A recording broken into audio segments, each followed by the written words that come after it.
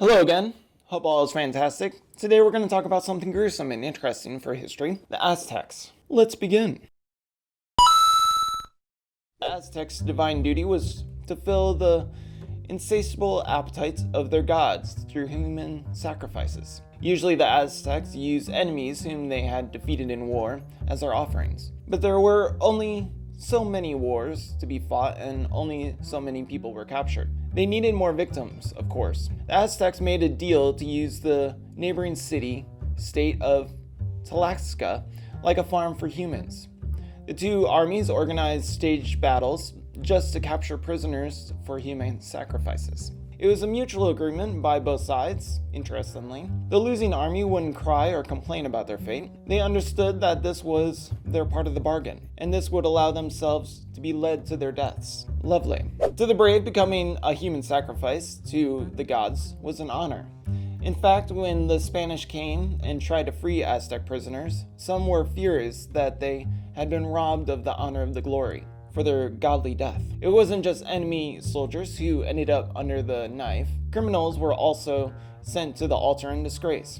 Others signed up eagerly to die for the gods. By tradition, whole groups of prostitutes willingly signed up to sacrifice them for the goddesses of love. During a drought, some Aztecs resorted to selling their children into slavery for 400 ears of maize. If the children didn't work well, they could be sold again. And if a slave was sold more than twice, they could become a gift to the gods, if you know what I mean. During the month of Tlaxcala, one man was chosen for a special honor based on his looks. He needed smooth, slim skin and long, straight hair. For the next year, this man would be treated like a god. He'd be dressed up like the god Tezcatlipoca. I apologize that I butchered that. His skin would be painted black, and he would wear a flower crown, a seashell breastplate, and lots of jewelry as well, of course. The man would be given 4 beautiful wives and do well as pleased.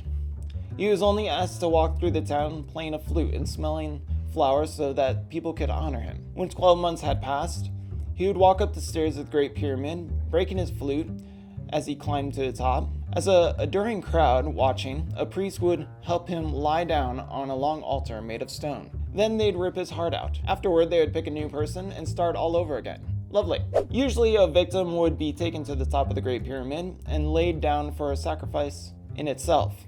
A priest would stand over them, holding a knife with a blade of volcanic glass. That blade would come down upon the victim's chest and then break it open, and the priest would tear out their still beating heart. Quick, the priest would hold the heart up high for all to see. Then he would dash it to pieces again in the sacrificial stone. The lifeless body would be thrown down the stones of the pyramid, where butchers below would disembowel the body and rip it piece to piece. The skull would be removed and placed on a rack, along with skulls of the other sacrificed dead. Then the flesh from the body would be cooked into meals and fed to the nobles. Sounds like a good time. The bodies of the sacrifice were often baked with corn and shared among the priests for a feast. Other times, enough were prepared for the whole city, and every person present would partake in the shared act of ritual cannibalism.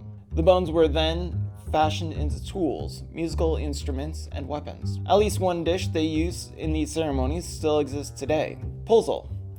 In the times of the Aztecs, this was a soup prepared with the thigh of a sacrificed person. Today, the dish is made with pork instead of human flesh, but the taste is pretty much the same, or so they say.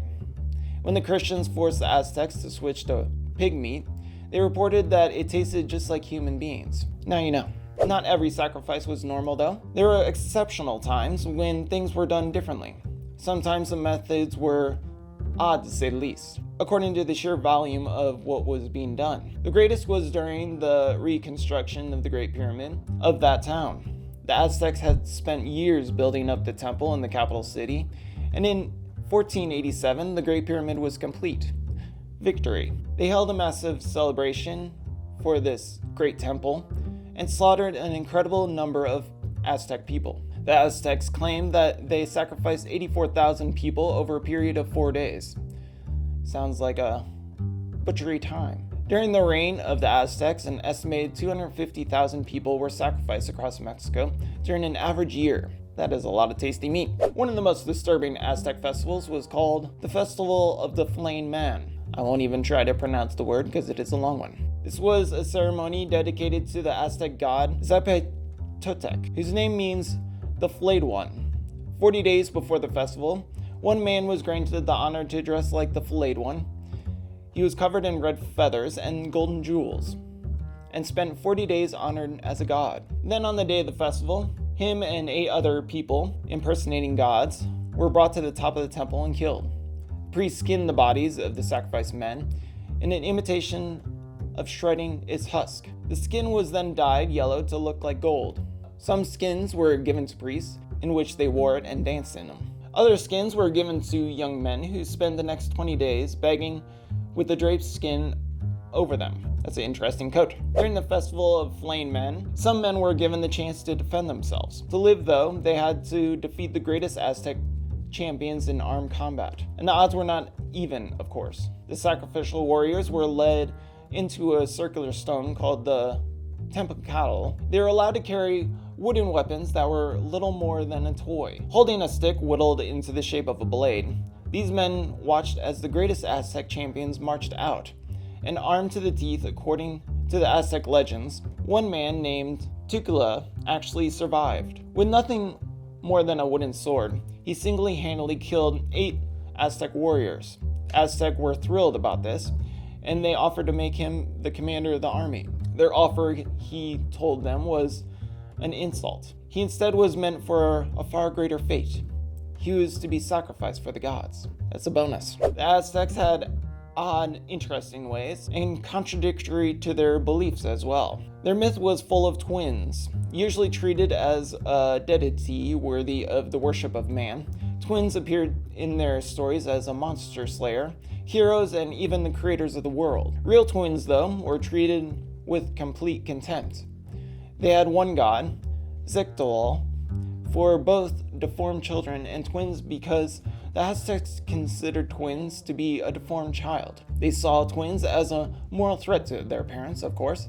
Allowing twin babies to live would mean the end of their life. So most of the parents out there with the twins only chose one child, and the other one was sacrificed to the gods. At the heart of the Aztec capital were twin temples. At the peak of the one dedicated to the god, the Aztecs held the most terrible and saddest ritual of them all. Tlaloc was the god of rain and lightning, and he demanded children. During the late winter month called Atolotlua, the Aztecs would bring children to the temple of Tlaloc and force them to walk up the steps. The children were not willing volunteers, of course, and they wept during the whole time frame they were walking it.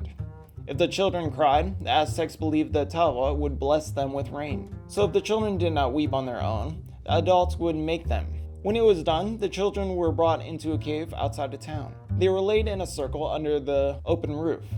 Then under the open air, the rain brought about them sacrifice would drizzle down upon their lifeless bodies. Well, I hope this video was a great dedication to your joyful day. Anyway, thanks for the subs. Thanks for watching. Have a great one. Bye.